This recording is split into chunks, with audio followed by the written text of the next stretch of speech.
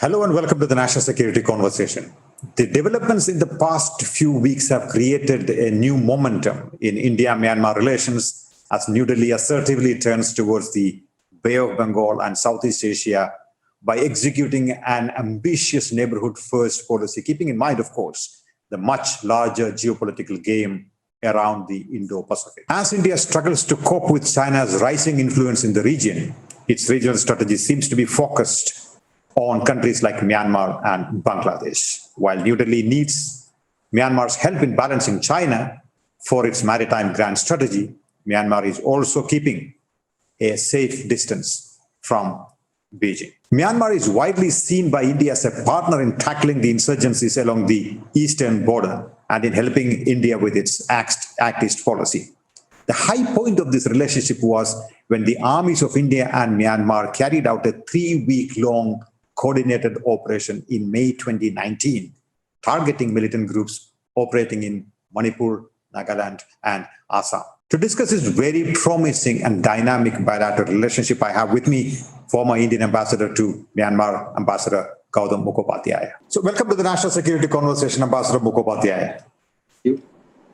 On the 4th of October this year, a very high-profile Indian delegation, including the Chief of Army Staff and the Foreign Secretary, visited Myanmar for a 2-day visit. And Foreign Secretary Shringla was quoted by the Indian media, and I quote, "Despite the challenges caused by the COVID pandemic, we are working towards operationalizing the Sittwe port by the first quarter of next year." Coming on the heels of the recent enthusiasm that we've been seeing on Indo-Pacific and the Quad, do you think Myanmar will play a key role in India's maritime grand strategy, as it were? Yes. Actually, a lot of things seem to fall into place after the fact. I'm not so sure how much of this is planned in advance or actually conceptualized like that. Sittwe port is something that has been on the works for quite a long time. It has been ready actually also for a long time, so it's now being operationalized. And of course, Sittwe port is supposed to play a fairly important part in our maritime connectivity with Myanmar and beyond via the Taradang to the northeast. And also it could play a very important role in the coastal trade. If you go back, if you remember, during the British colonial period, Sittwe used to be Akyab, and Akyab was one of the ports dotting the Bay of Bengal and the Andaman Sea, radiating out of Kolkata, and an important sort of point in the Bay of Bengal trade. So I would say that the operationalization of Sittwe is really related to the resumption of the maritime connectivity, not just with Yangon, which is already a little weak because we don't have a direct shipping service, but perhaps at a little more modest level because, Sittwe port is not a very large port. So more suitable for, supplies to Rakhine for the maritime connectivity between Kolkata and other ports of the east coast to Sittwe and beyond that. So it will play a supplementary role. I think Yangon will always be a much more major and an international port. Yes, you are right. Much of this analysis is happening in a post-facto sense of the term. But Myanmar really is the only ASEAN country neighboring India. It also sort of falls in the intersection of South and Southeast Asia.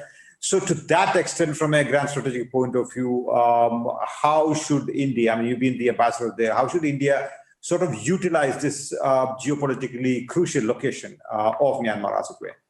I think once again, it's very important to put it in perspective. Myanmar is undoubtedly a launching pad or a springboard for our direct connectivity, including surface connectivity and maritime connectivity to the ASEAN in general, the Greater Mekong sub-region of the ASEAN in particular. And I would say that there are actually 3 vectors to that. One is the land connectivity, which we have been working on for some time, but again, which is well short of, I would say, a major takeoff point, in terms of commercial and even strategically. Sittwe port, to put it in perspective, is really not a very large port. The kind of vessels it can take are not very large volume. In fact, just south of Sittwe, you have Chofu, where the Chinese have made very large investments, which is actually a natural deep sea harbor. So, if at all any port could serve a much grander purpose, the sort that you're thinking of, it would have been Chofu. But, Chofu is not available to us. But, in terms of a much greater connectivity, actually, there are two other ports that would serve a bigger purpose. One is, of course, Yangon. Yangon is a bit inland in the Ayeyarwady, in the delta, but it connects to the major arterial highways, leading on to Thailand. And another one which we have not yet looked at very closely, I think, and I think we should, but it's sort of fallen between various stools, is the way which was the old Tavoy. And right. I had the idea some years back, and they actually invested quite a lot in it, into developing a kind of transshipment port at the way. And also the Myanmar have announced and have started work on a special economic zone. Initially, it was supposed to be a Myanmar-Thai collaboration. They were not able to reach financial closure for various reasons.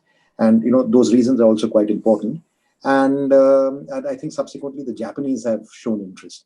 So I would say that, in terms of much greater connectivity, I would look at the way as a strategic port, which would connect, very close, from the way it's not very far to Bangkok. So it would connect to sort of a major commercial artery. And on this side to Chennai, the way is about the same latitude as Chennai. And it would also be crossing through your more or less Andaman island chain. So strategically, I would say the way is a much more potentially interesting port, an attractive port, but not yet achieved a kind of viability. And I don't think India has also looked at it seriously. I think it's something worth looking at. Chofu is there, but I think Chofu's use is not as a transshipment port because there are other connectivity issues involved. But Chofu could play a role for China for connectivity to Yunnan. Sittwe will have a much more secondary role, much more in terms of coastal and northeast, the coastal and northeast connectivity. Right. I mean, not specifically about Sittwe port, but in general, I think there seems to be a certain amount of reawakening, and correct me if I'm wrong, in the Indian strategic consciousness about Myanmar. I mean, on the one hand, of course, the India's neighborhood policy has been facing some backlash in the past. If you look at India's neighborhood relations, so to that extent, perhaps the relations with Myanmar is to that extent going very solid. But what is that the only reason that makes Myanmar special in India's sort of strategic vision, or are there other? I mean, from a say recent historical perspective, what makes Myanmar special for India? Okay, I think you spoke about a kind of reawakening of the strategic significance of Myanmar. Well, I suspect it's been latent. It's always been there, but I agree with you that there seems to be suddenly a kind of a fresh appreciation of its importance, and its importance is should not be underestimated. It's perhaps the largest country in the Greater Mekong sub-region, and among the largest if we leave out Indonesia in the ASEAN. It is extremely rich in terms of natural resources. It has obviously got a very strategic significance vis-a-vis China as the one major country that falls between the northeast of India and the southwest of China, Yunnan. And of course, it is your direct gateway to the rest of the Greater Mekong sub-region. Thailand principally, but also a direct connectivity to Laos. And if you use that connectivity, or even through Thailand, then there is the Mekong, which can take you down the Mekong all the way up to Saigon. But there are potentially there are routes that you could take from Laos directly to Hanoi and Haiphong as well. So strategically, I think Myanmar has an immense value, and it should not only be seen in terms of Myanmar alone. I think we should see it in terms of the entire connectivity between the Bay of Bengal and what we might call the Pacific Ocean, or nowadays the South China Sea, or like Indo-Pacific. But I mean, all conceptually, in terms of actually things on the ground, I'm not aware of any great strategic vision in that direction. There are some loose terminology that have been talked about in the past, but in some ways the Act East is animated and born out of that as well. Right. You've been a former practitioner, now an analyst. Do you think there are fundamental differences in the manner in which the UPA governments, one and two, from 2004 to 14, approached Myanmar, and how the NDA is looking at and approaching and nurturing its relationship with Myanmar? Are there fundamental differences? There are some differences, and I'll come to that. But I think first I would like to establish the continuity. The fact of the matter is that the Look East policy was, first sort of launched and conceptualized by Prime Minister Narasimha Rao. And there has been a continuity in the Look East policy until effectively the UPA, the NDA government has come into power, the second NDA government.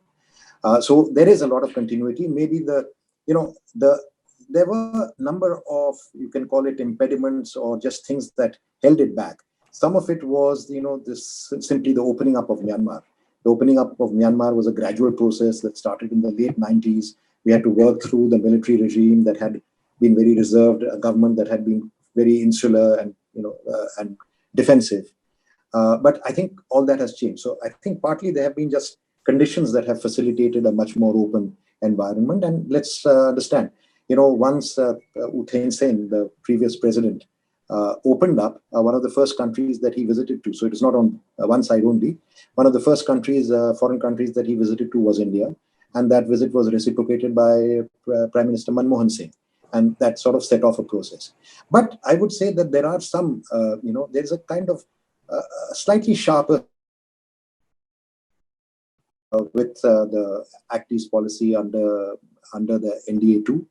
That sharper vision has 2-3 elements. I think a much greater appreciation of the Indian origin PIO community in these places, much greater appreciation of the cultural connect and the civilizational connect, and also I would say the religious connect with these areas, and a sharper sense of mission, kind of levels, the number of initiatives that are coming, a greater energy. There was a tendency in the past for things to sort of happen and roll along, but now you get a sense that there is an effort to drive the process.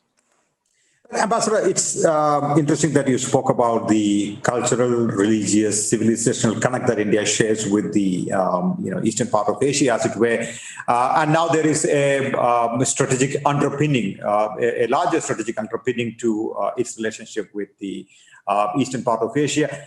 The trouble, I think, is that in the discussions about civilizational, religious, cultural, and strategic sort of issues, sometimes we tend to forget the economic aspect of it. Now, if you look at the Indian engagement economically with the region, it's not all that robust compared to that of China, clearly.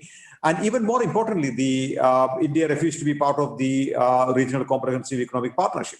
Correct me if I'm wrong, but my own feeling is that up to a point, the cultural, civilizational, religious connect and the strategic desires will help. But beyond that, it is money that speaks. It's the economic partnership that speaks. Where do you stand on that?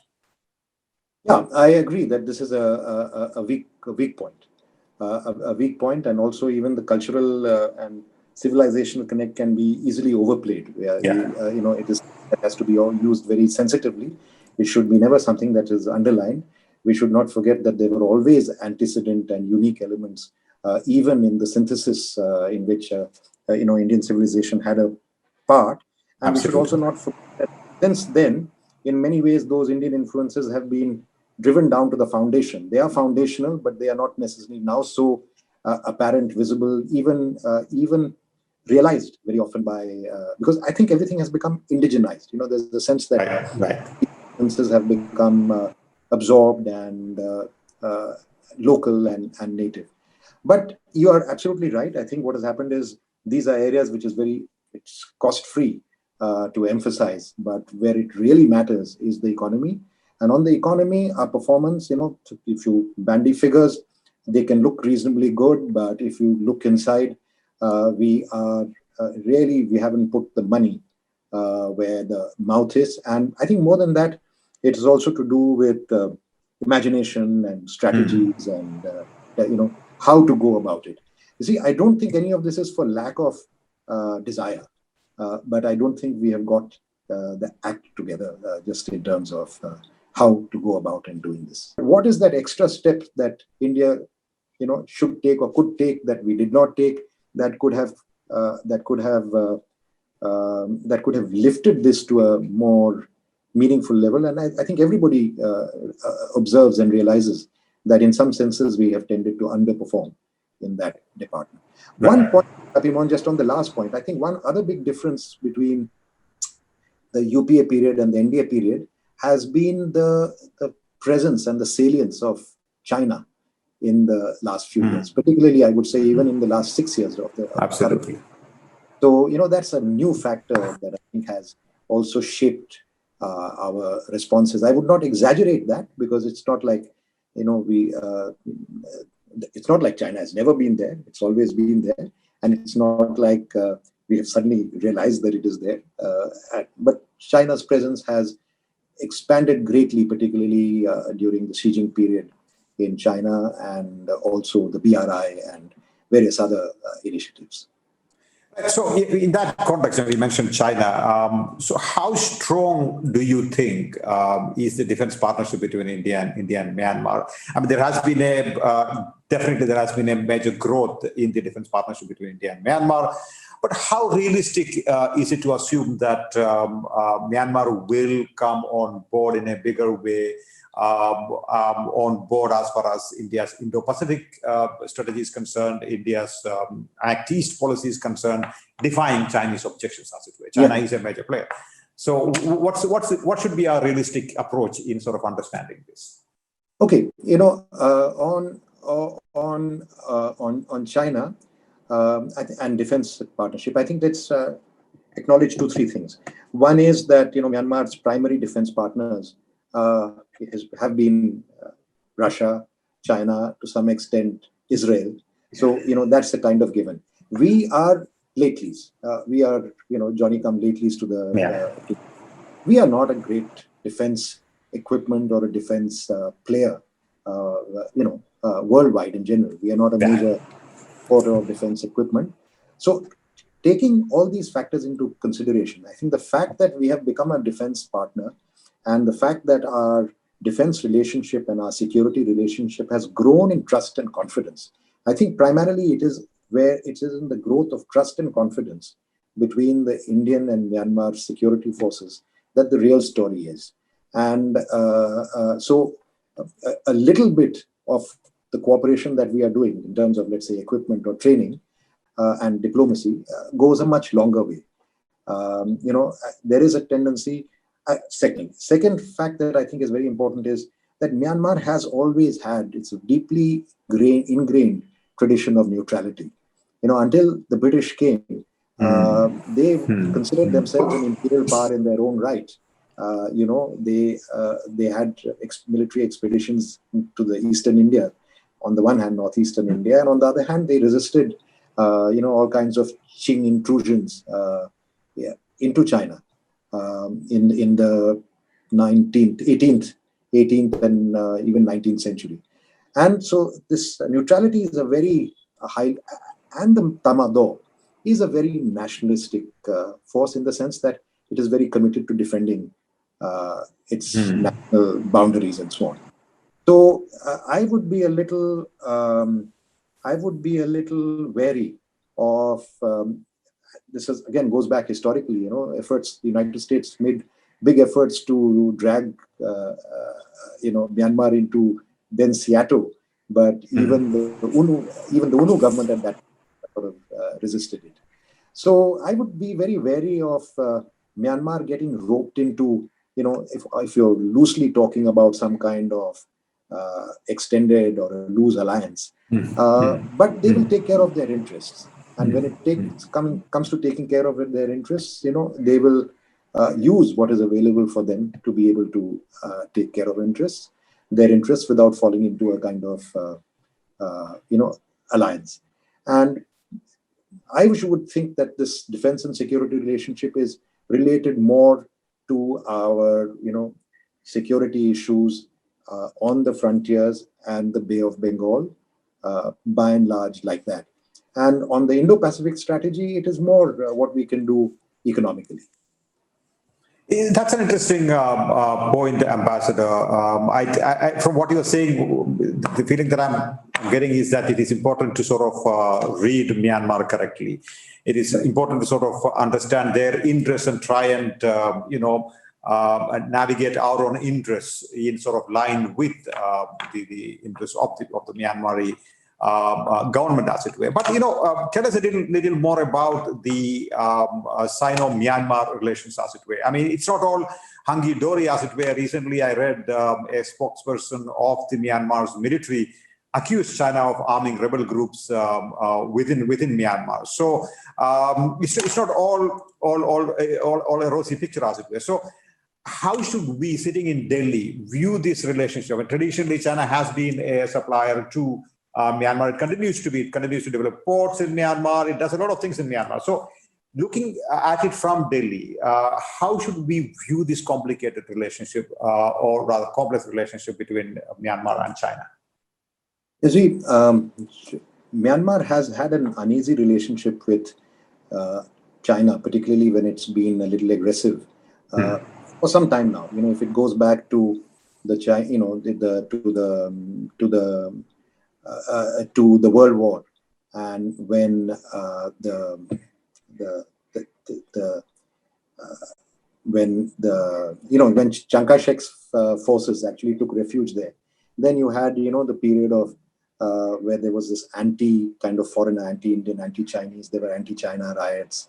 The Chinese government reacted quite strongly. Then there was that entire period when China supported the Burmese Communist Party. After that, there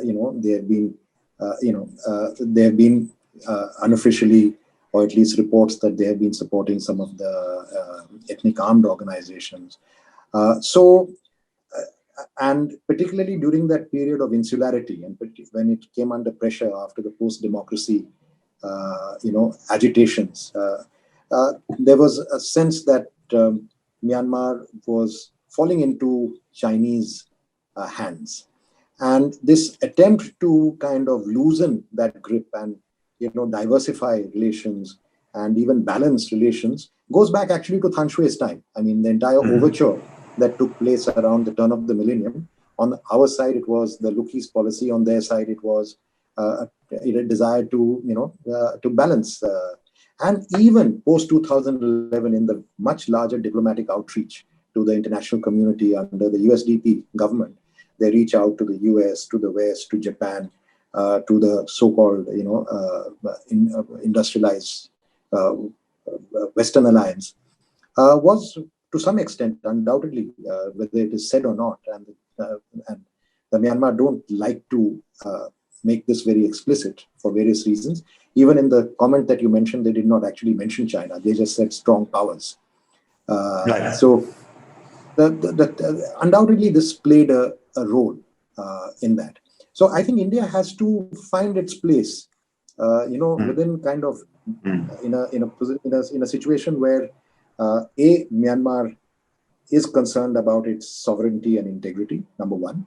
Number two, is uneasy about a lot of Chinese influence, pressure, activities, including those with ethnic armed organizations and within the economy. And as I said, the Burma in particular have a very strong sense of their nationality and their sense of independence. They had a very strong imperial tradition, after all, when this happened. So we'll have to find our place. Within this, of course, we will keep trying to expand that space as much as possible, so that it's in our interest to have a friendly periphery in our. Right. I mean, I think while we may be content with a neutral, we would not like an unfriendly periphery, and that holds true for Myanmar as well. And I think Myanmar's thinking is in exactly the same lines. My own feeling, looking at the assertions and the policies in the UPA period and in the NDA period, my own feeling is that there seems to be there were more concerns raised in the Indian political and strategic community about human rights concerns in Myanmar than, say, compared to today. But be that as it may, the question is, how does a country like India, faced with the rise of a giant in the neighborhood, which is China, balance human rights concerns and strategic interests? Because beyond the point, as you said, this is a very fiercely independent sort of a country. At best, what you can ask for is neutrality. So if you were to talk a lot about human rights issues, it's going to impact the relationship negatively. And you go to sort of take care of the strategic interests. So how do you sort of balance? India has been a champion of human rights all over the world, certainly in the neighborhood. So as a practitioner, as a thinker, how do you sort of approach this sort of a dilemma, as it were? I've also spent some time in the Human Rights Commission and the third committee of the UN, so I know a bit about this. See, there is a difference. I mean, in the past, what India would do would be, would express concern, would support, in a positive way to try and what they call a kind of positive or a constructive approach, and would show a certain even-handedness between, let's say, the victims and the perpetrators. I think that sort of thing has been kind of sacrificed to to people. And I think that is really something, a function of realpolitik as well. When the stakes rise high, it's such concerns tend to be underplayed, and I think India is no exception to that. But I don't think, I think it's very important to also flag, I think the primary issue that you're talking about, we've never really taken up. When we used to take up, let's say, human rights issues, they concern, let's say, the Chins who are kindred to the Kukis and Mizos in the Northeast because they were affected. Or they very rarely concerned what was happening in Shan or Kachin, for that matter. And in this particular case, I think you're referring in particular to Rohingya. And if you're referring to the Rohingya, you know exactly what is the climate in India for that. I mean, the climate in India is also not very sympathetic or receptive to Rohingya.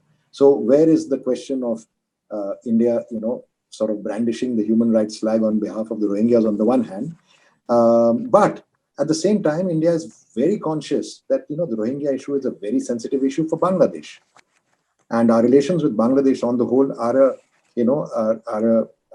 of a different order virtually. If you see the size of the country, the population, the level of our economic relationship, the political intensity of our relationship, and all that.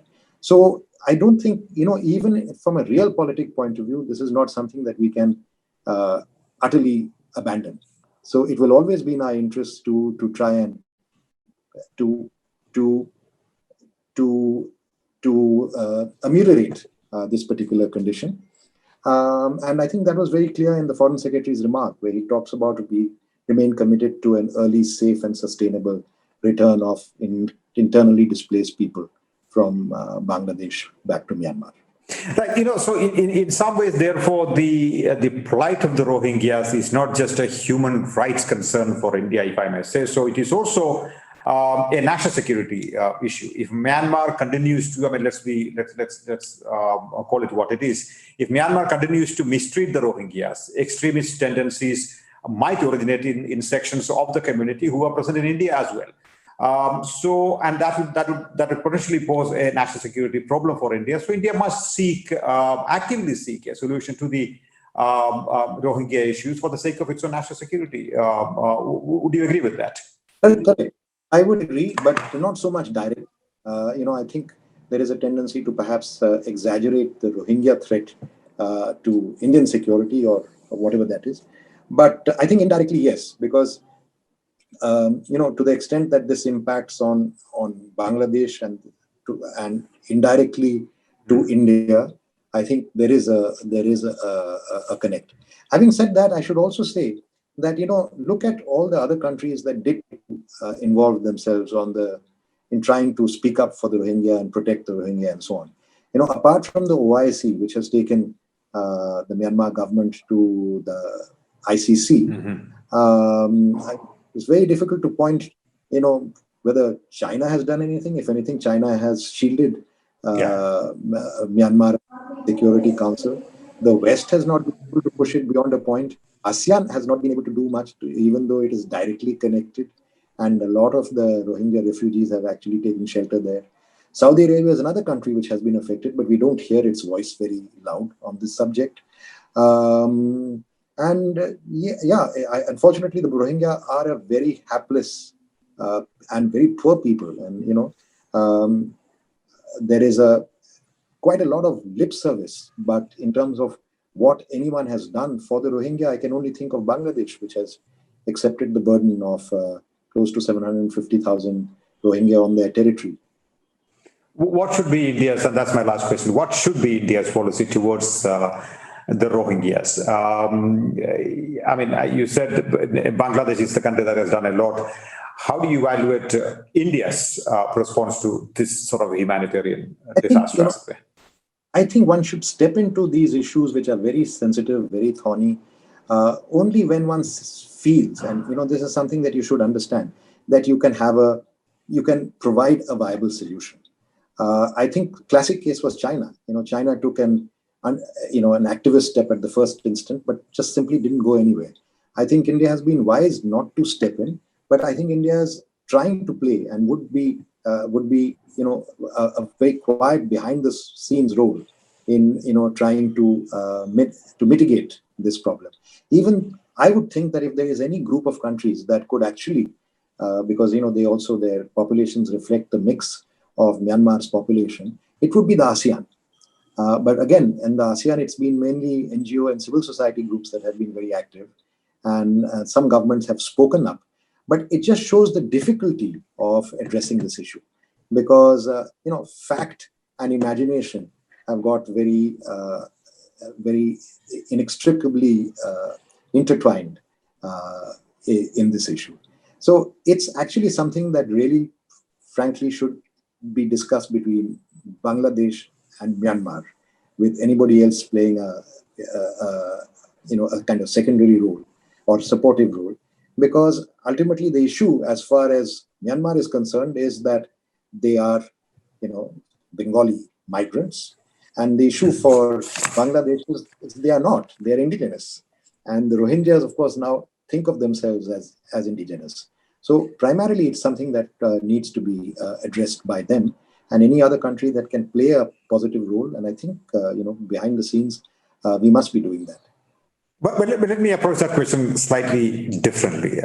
India has had a tradition of empathetically dealing with refugees and accommodating refugees in the past, but you don't see that empathy in the recent past.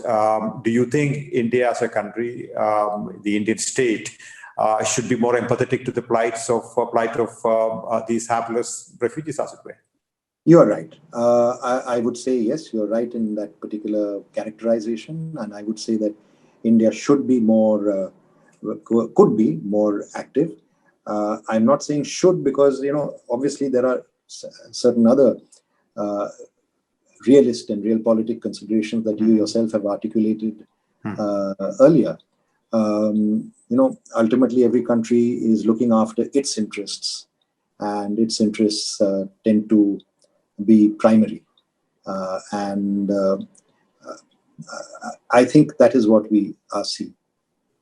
No, sorry, just to end on this note, there is a difference between interfering in the domestic affairs of Myanmar and calling out Myanmar on human rights issues, on the mistreatment meted out to the Rohingyas on the one hand, and accommodating the hapless refugees who come knocking at India's doors. These are clearly two different things. Doing the latter, we don't have any. If I had a say in the matter, I would say that we should have a much more sympathetic policy towards persecuted refugees, in keeping with our past traditions. Yeah. But I'm only explaining to you, the circumstances in which that hasn't happened. There are some things that I don't need to mention. I think you know it very well. Yeah. But yes, I would say that tradition of providing refuge to persecuted peoples of any religion from any part of the world has been a peculiarly strong Indian tradition. From where you come from, you know that it started with the Jews and it followed with the Christians, and subsequently, there were others that have taken refuge all over India, Armenians, Tamils, and everyone. So I think this is a very strong tradition in India, a tradition that we should preserve and protect and be proud of, and we were proud of, even though we were not signatories to the Convention on Refugees. So yes, there's nothing to disagree with that. I agree with you. Great insights, Ambassador Mukhopadhaya. Wonderful talking to you. Thank you so much for coming on the show. My pleasure.